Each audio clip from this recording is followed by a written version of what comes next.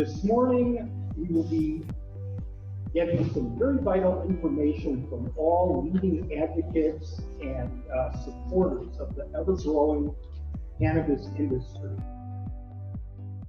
Inside the Valley Economic Alliance, I wanted to share with you that there's many different types of things that we do every single day.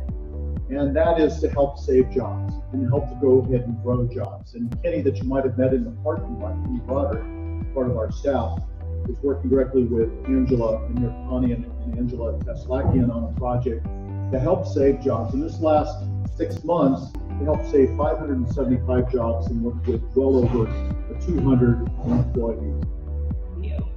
So blockchain gives us great opportunity, and as does Bitcoin, cryptocurrencies, to give you the power to control your own data, to choose who you share that data with, and not have to be tied down to other administrative costs and fees. You look at Equifax, and Equifax turn out what happens to people.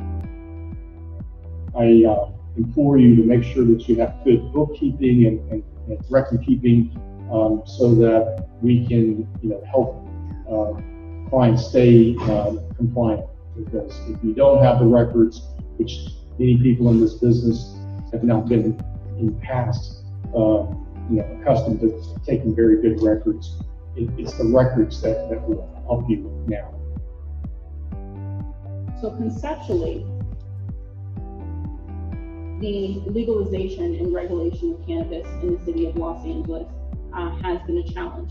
Nevertheless, in March of last year, voters in the city of Los Angeles passed Local Measure M.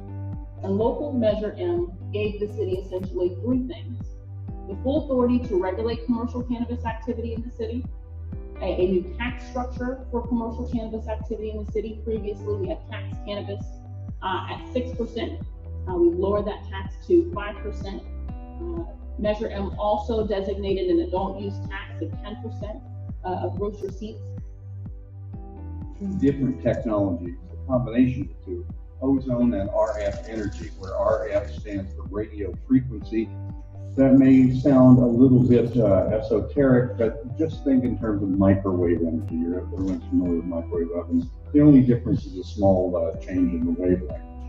Both of those technologies have been around for a long time, but this is the first time with Quail Ozone Systems bringing the two together and getting a much more powerful result by the combination. Our next question, I think Kat alluded to in her comments about Los Angeles' need to grapple with this huge chain where a short time ago, and probably also in the future, people go to prison for being in the marijuana industry.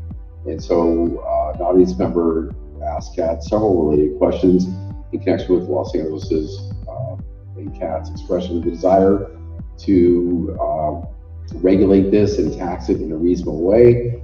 So I'll let Kat answer the several questions connected to that. Sure, so I have three questions and I'll try to get through them relatively quickly. The first question: why do you feel the state rushed through the regulation process? In all deference to what's happened at the state, I think that Lori Aegis, the chief of the Bureau of Cannabis Control, has done a wonderful job at implementing what has been a very complex process.